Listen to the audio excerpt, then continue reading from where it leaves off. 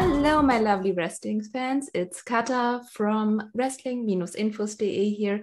And with me are Kevin Kill and Dominic Arini from the tech team Violence is Forever. Hey guys, how are you? Great, how are you? Good, good. I'm fine. How was your 2022 so far for you? Pretty good, personally, professional, rather Very busy. So very busy for us. yeah. We're both in almost like 75 matches so far this year. So a very busy wrestling year for us and very busy personal year for us as well. That's cool. I've got some questions for how you started at the tech team. So how did you two meet? We met at a show, at a benefit show in Indiana called Dynamite Cup. And well, we met before that, but that's when we officially became like, well, good friends. And then we just were on more and more shows together, and then decided that there was like a pretty big lapse in the American independent scene and like just of tag teams in general. So we just decided that we would give it a go there. Yeah, it was one of those things where we started a friendship and then we became closer and closer through time. Realized that a lot of like not only our wrestling views aligned, but our personal views aligned, and kind of just became best friends out of it. And we really thought, like Kevin was saying, that there was a lapse on the American indie scene when it came to tag team wrestling. Because when we started teaming, it was kind of during one of the bigger signing booms. A lot of teams were getting signed to NXT. AEW had just kind of really gotten off the ground. So a lot of the really good tag teams in North America were getting grabbed up. So we saw that void and we decided we wanted to be part of that. And was there instant chemistry in the ring with you two? Maybe not instant, like it took us a little bit to get our feet beneath us because we had like, I think it was like a month after teaming, we wrestled Aussie Open, and that was like one of the biggest tag teams we'd wrestled to date. So it was like a very big learning curve for us. But I think that we kind of just got thrown into the water and we just kind of had to either sink or swim. And I like to think that we were swimming. So yeah, when we started, I think our first tag match we kind of ever had was in like August of 2018, but then we weren't like able to get consistent reps because it was like a new tag team, and Kevin and I, we live far enough away from each other that it's not the easiest to book us as a tag team in terms of paying. It's not like fiscally responsible for a lot of promoters at that time to bring in two guys to be a tag team from 6 hours away, 6 to 8 hours away from each other. So it was a lot of kind of plugging and playing and figuring everything out. And just shortly before we had that match against Aussie Open, we wrestled the Workhorsemen for Black Label Pro, and that was like the first what Kevin and I felt good tag match we had. And then getting the chance to work with Mark and Kyle, it really kind of showed us what we needed to get done and how we needed to improve. And they gave us some of the greatest advice we could ever have. And that was? Just figure out what we do well and to hone in on that. So we were kind of like scatterbrained and all over the place as to like how we wanted to present ourselves and what we wanted to do in our matches. So it was like, I could like, planning things and putting stuff together, they could kind of tell like we were rather new to tag team wrestling. Like we both had like within like 5 years of singles wrestling under our belts before we started tag teaming. So we kind of like knew that side of it, but tag team wrestling's so different. So they just kind of gave us the advice to figure out what we want to do and to make sure that's as best as we can do it. And you first wrestled under a different name together, said Kampf? Yeah. What is the story behind that? Honestly, just a joke, right? So when we first started teaming, we didn't know what we would call ourselves because we didn't actually think that we would keep teaming like consistently and be booked as much as we had been. But I think that people just kind of gravitated to the way we both wrestled and we both complement each other rather well. So, we were real into ring conf and stuff like that. So we were just like, put our own spin on it. And it was literally just a joke that we told a promoter one time that we were rather close with. And he just put it on the flyer. And we're like, well, all right, I guess we'll keep doing this until we figure something out. And then that was another piece of advice that Davis and Fletcher gave to us, like, because we were just about to go over for 2019 for WXW. And they're like, you guys got to change that name. Like, yeah. it's not good. They were very much into that. They said, you know, like, people know you guys are real, like, guys, but like they see that name and they think it's almost like a joke. Yeah. And it was, you know, it was fun on last that we sold some merchandise with, you know, the logos that Kevin made on it. And, you know, it was a fun little jaunt. And even when we came over for the 2019 tag tournament, the fans chanted it at us. So that was fun. But it was just something that, you know, if we wanted to be taken seriously as a tag team, we had to change the name. And we had gone through some incarnations of some ideas, and Violence Forever is just what ended up sticking. And what is the story behind the name? I mean, it's kind of a twofold. So I'm big into hardcore music, and there's a band in America called Nails, and that's a song of one of theirs.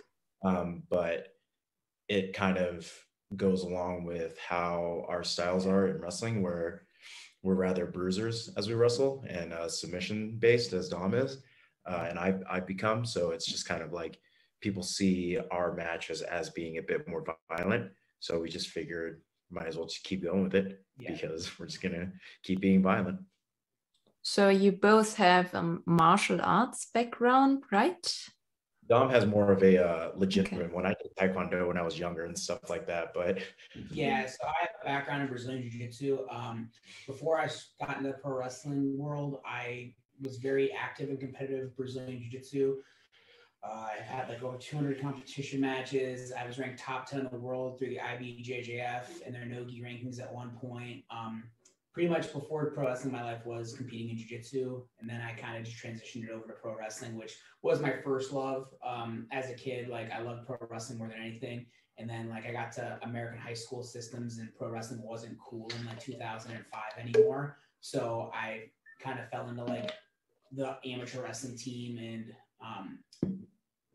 and then mixed martial arts was really booming at that point. So I fell into that. And then once I kind of started to get burned out from competing in jiu-jitsu, pro wrestling was there. And it was something that I fell back in love with. Is this your biggest influence in your wrestling style?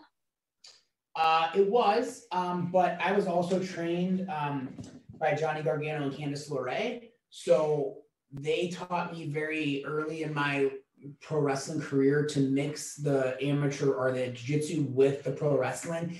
And I would say that when I first started back in 2016, that was, you know, the unique simplifier of me. People liked that idea. But I've definitely grown as a wrestler. And I probably do a little less jiu-jitsu now than I used to in my pro wrestling, but it's still always there and always a threat. And I always like to really mix it up with people that can grapple with me. Like, we're very good friends with Daniel Makabe, and him and I just had a match that was mainly inspired by jiu-jitsu and mixed martial arts. So I do enjoy when I get to do matches like that. And which tag teams influence you the most? Well, I would say Ring Comp for sure would be one that comes to mind. Red Dragon, Bobby Fish and Kyle O'Reilly. We take a lot from them. We cite them as a massive influence. Have anybody else? I mean, as far as modern tag teams, I'd say those the two big ones, right? Like, we obviously watch everything that we can, but I think our styles are best complemented by the modern tag teams that we just cited. And then there's like, we watch a lot of Japanese wrestling, right? Mm-hmm. You can see that when we wrestle quite a bit. But yeah, I would probably say that Ring Conf was big, you know, obviously from the first name that we kind of just ripped off and made a joke of for a second. Not that they were a joke, but we just thought it was funny on our end. Which Thatcher thought it was pretty funny, actually. Yeah, we actually talked to Tim about it. So kind of quite humorous. Yeah, I mean, like, we do like to pull some stuff from older tag teams as well. Like, obviously one of our main moves is the high-low, the total elimination from the eliminators. But, you know, for Kevin and I, we're just very much students of the game. We watch a lot of tape, whether it be older wrestling, newer wrestling, Japanese wrestling, European wrestling. We kind of try to really have our fingers on the pulse of everything. And that's very important to us. And to round it up, can you describe your tag team in a few words? Just. Few words. Interesting. I mean, violent. Violent bruisers. Yeah, let's say violent that. bruisers. Okay. Perfect. Never stop going Aggression. forward. Yeah, we never really stop going forward. Is a good word too. Aggressive. It's kind of always a press forward mentality. You know, always aggressive, always pressing forward, foot on the gas. You know, cardio, because that's something we pride ourselves on, is being able to go as long as we can, stuff like that. Yeah, we've actually had a tag team Ironman match, which I don't think a lot of people can say. No. What do you think makes a good tag team? I think that most importantly is understanding of each other. Like, me and Dom talk every day about like just wrestling and life in general. So we have a very good understanding on a personal and professional level as far as wrestling goes. And we understand that we can be singles wrestlers, but we prefer being tag team wrestlers. And I feel like there's so many tag teams just around the world that are just thrown together, and they don't understand that it's a partnership, right? Yeah. They just go off of what they do as singles wrestlers. So it's just two individuals as opposed to together. Cohesion is really the big thing.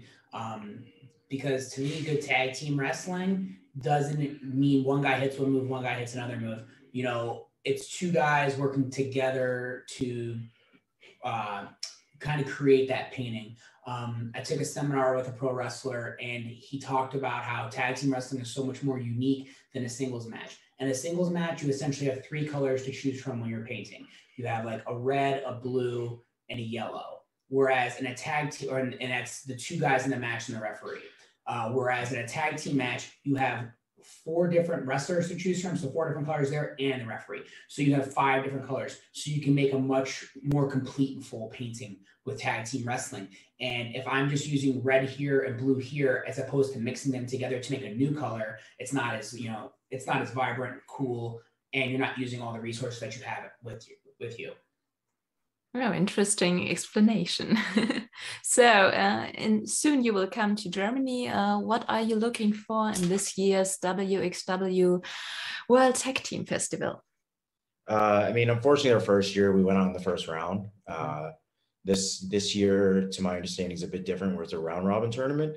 So we're excited that we get to mix it up with pretty much everyone in there, right? That's really cool. This year's field is really, really big and really insane, and it's cool that they're able to bring over international tag teams again just to do this. It's really cool. So we're excited to see everyone, feel the energy of the German crowd, and just I'm stoked to get to spend more time there, because I was only there for like 13 hours before I had to go to the UK. So I'm excited just to like hang out. Yeah, it's really just a continuation of, what we started in 2019. In 2019, we were a very late injury replacement for the tournament. I was already coming over for Ambition. Kevin was actually vacationing in the UK at the time.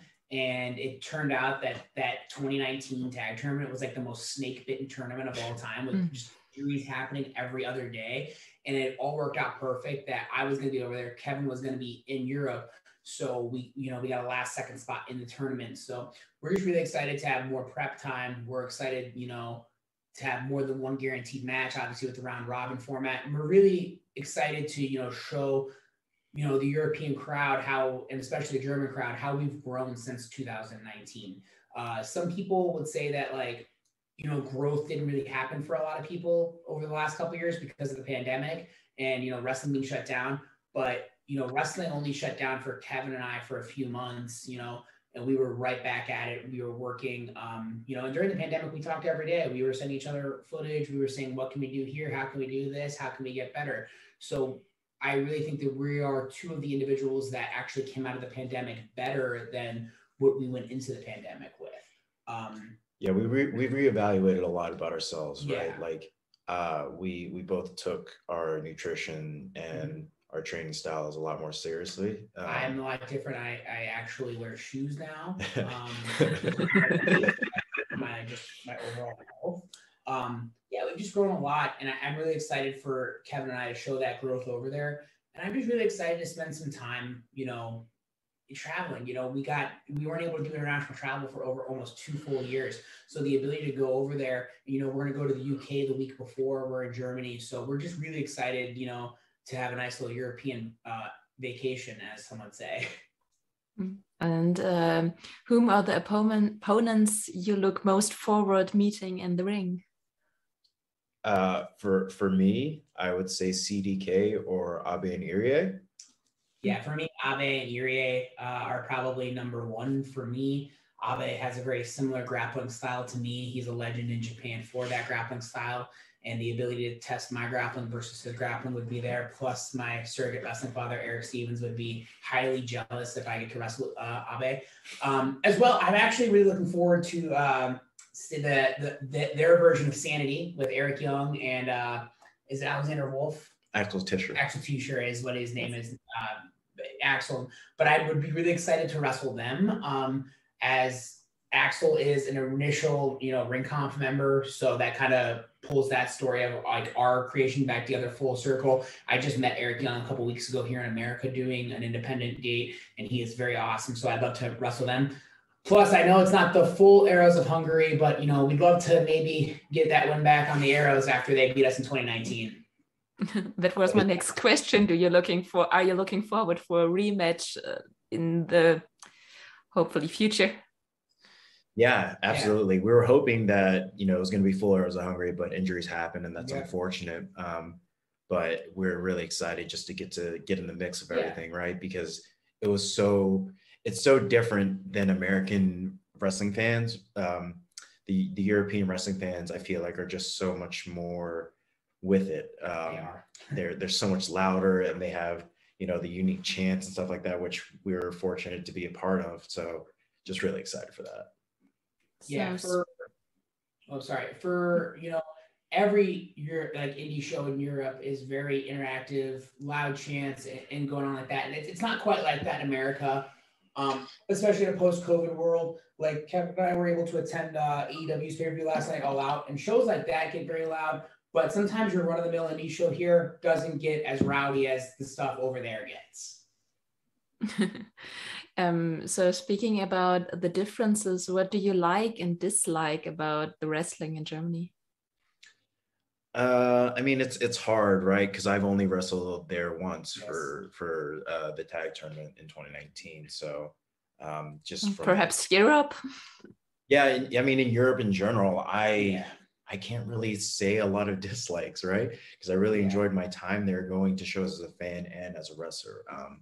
It just seems like a lot of, not to like throw anyone under the bus, but I feel like a lot of European promoters treat talent a bit better, just because it's more understood that your trans is taken care of in Europe, right? And it's a lot easier to get around there than it is America, because when I talk to people from over there that are coming here, like, oh, we have like a 4-hour drive and that's our shortest drive. And like, that's the longest drive we have to do over there. What are you talking about? This is terrible. I'm like, that's a dream for us, a 4-hour drive. That ain't nothing.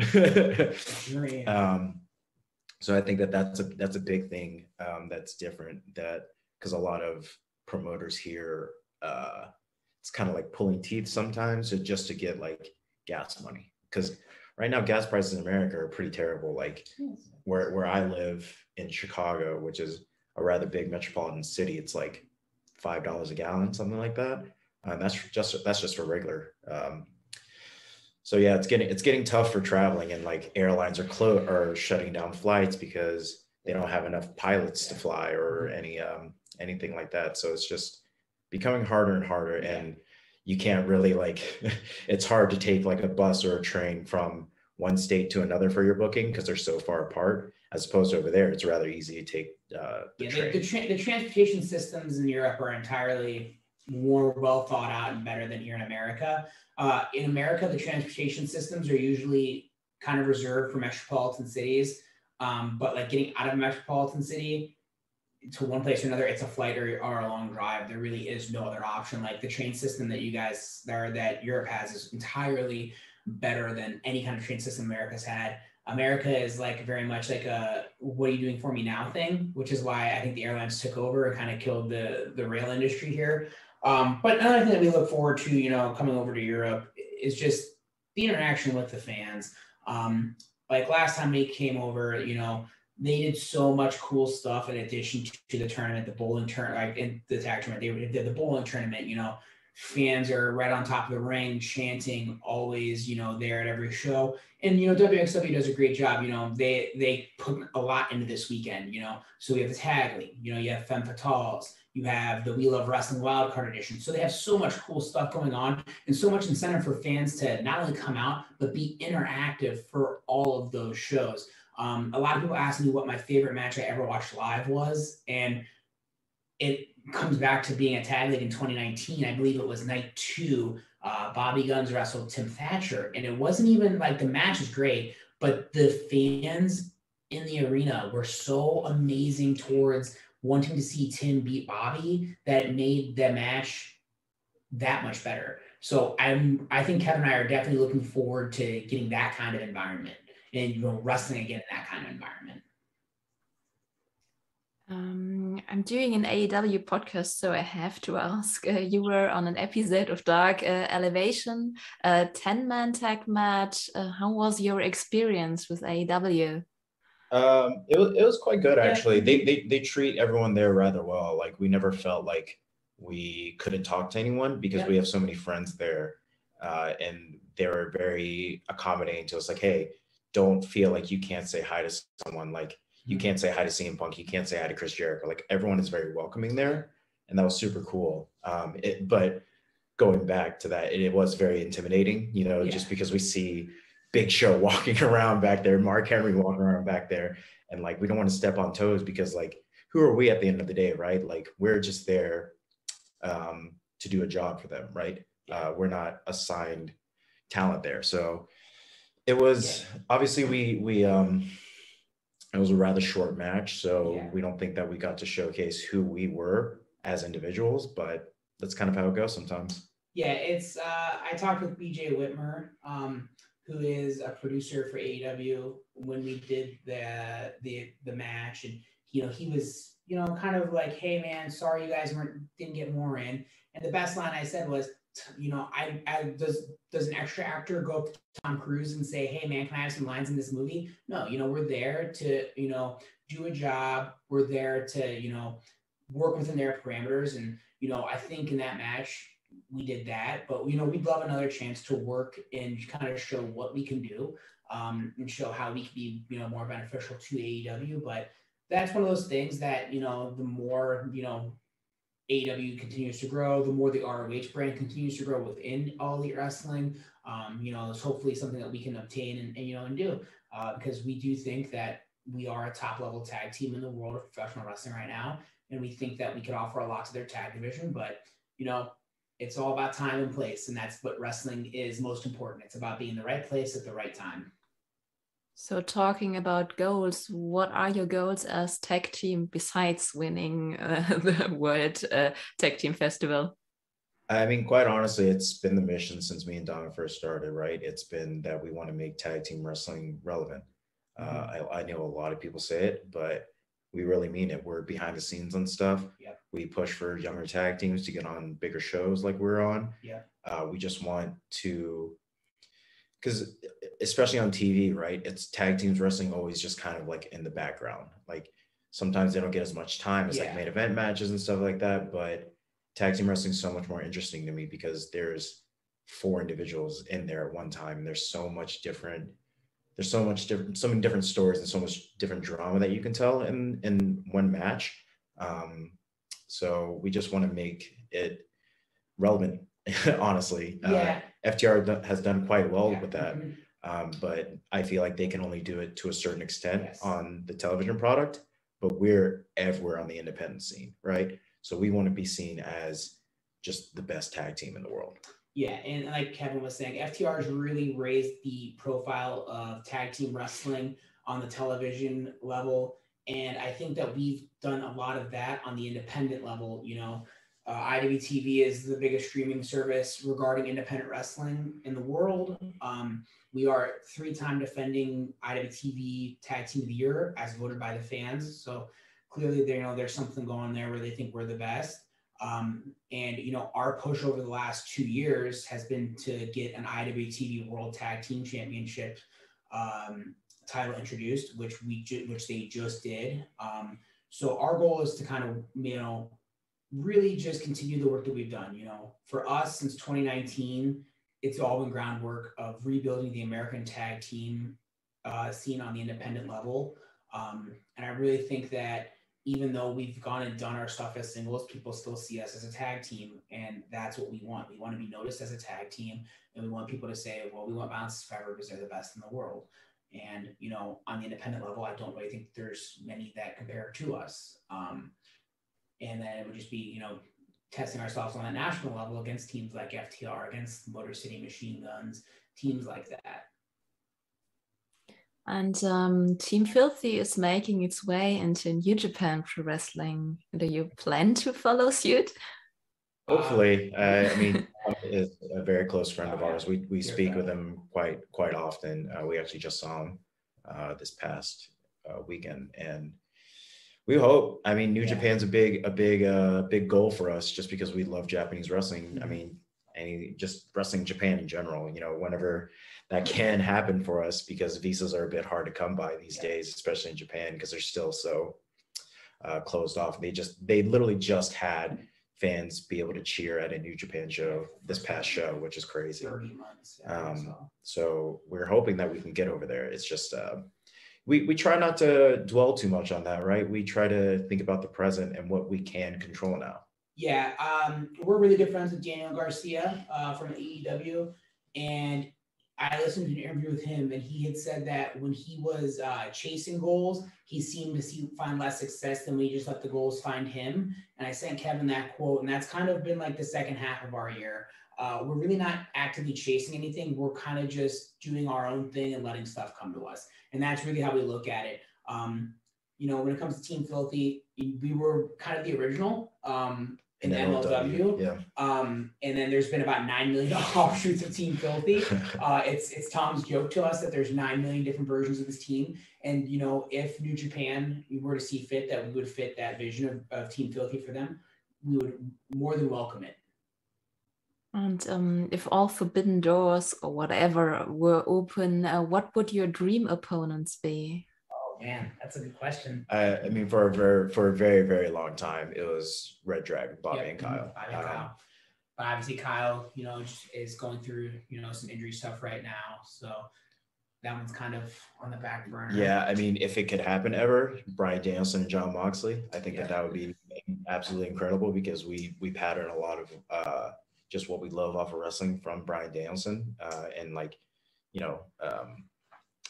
just early 2000s Ring of Honor in general. Yeah, and then so 3 other real tag matches that are kind of dream tag matches for us, and then I'll hit a singles match for me. But 3 other dream tag matches would be, there's always been a lot of talk about us in FTR. It's kind of been a beat around idea for almost 2 full years. We would love to, test best kind of in the sign realm versus best on the independents. The ball's in their court on that. We've known of many promoters that have tried to set it up. So that is completely on them if they want to respond to those promoters and make that happen. Another team that it would mean a lot for Kevin and I to wrestle would be the Motor City Machine Guns, Alex Shelley and Chris Sabin. They are kind of tag team royalty when you really think about the modern indie wrestling tag style. I have wrestled Alex in a singles match, and we're pretty close friends with Alex, and we know that he'd like to make the match happen. It's just all when and where and how. And then for us, back in our fandom, the Briscoe brothers are quite possibly one of the greatest tag teams of time and space. So for us to wrestle Mark and Jay, we would love that as well. And then just one more piggyback on our love of old Ring of Honor wrestling. I pattern a lot of my offense now after Samoa Joe. So I would love to wrestle Samoa Joe in any kind of match, in any kind of form. And are there any Japanese wrestling tag teams you like to wrestle against? A lot of people have been asking us to wrestle astronauts. Yes, I'd love to wrestle the astronauts. That's like, if we were gonna do a tag team match in Japan, astronauts would be right up there. I think we could do. I think Strong Hearts would be pretty cool too. Yeah, Strong Hearts would be cool. Really, I feel like there's a big void in the junior tag league or the junior tag team division in New Japan. So I feel like that. I mean, we're technically juniors. Yeah, I think we're the weight class. I wouldn't mind wrestling TJP and Francesco Kira, the United Empire over there. You know, they are the current New Japan junior heavyweight tag champs. Yeah, I really just think that prior to breaking up, I would love to wrestle Show and Yo, but they are no more, sadly. Okay, Kevin, I have a question from one of my team members. It's a bit odd one, but bear with me. Your first match at IWE was against AC Romero. When will we see a rematch, and why will it be in Oberhausen? Yeah, that's funny that they actually knew that. That was my very first match ever in general, and I busted open his nose accidentally. So I think he wants to give me a receipt for that. So I don't know. Hopefully sometime soon. It's a running joke for a promotion called Black Label Pro that I have my yearly contractually obligated singles match, which I've had a lot this year with them. So maybe there, I don't know. It's kind of few and far between that I've been having singles matches recently, just because we're focused on tag team wrestling. We're not going to say no to singles matches, but we're focused as a tag team. Okay. At the end of every interview, I like to ask a kind of random question. So this one is for you too. If you could switch partner with another tag team, which one would that be? Oh man. I mean, I'll tell Dom, who I told him that he could be a tag team with. Like, that doesn't matter to me. Vinny Masario out of the West Coast, because he's a fellow Italian. Yeah. I told him that's who I'm okay with him switching with. Oh, gosh, from Buffalo, Aaron. Myung Jae Lee. Myung Jae Lee would be mine for Kevin. He's a newer wrestler. He's a newer wrestler out of Grapplers Anonymous in Buffalo, but he's also Korean American, and I do think like him and Kevin would make a great tag team. If we were doing more like big style names, I would want Kevin to team with Bryan Danielson. It's his favorite wrestler of all time. Samoa Joe. Yeah, so I want him to team with Bryan Danielson just so he could do it and have that experience. And you know, he pulls so much from Bryan Danielson. Obviously, he said Samoa Joe for me. I pull so much from Samoa Joe. It's just our fandoms when we came up and what we really greatly enjoy. Okay, thank you so much for taking the time to answer my questions. It's been really, really fun talking to you, and to everybody watching, be sure to check out our other interviews heading into the WXW World Tag Team Festival. See you all next time. Ciao!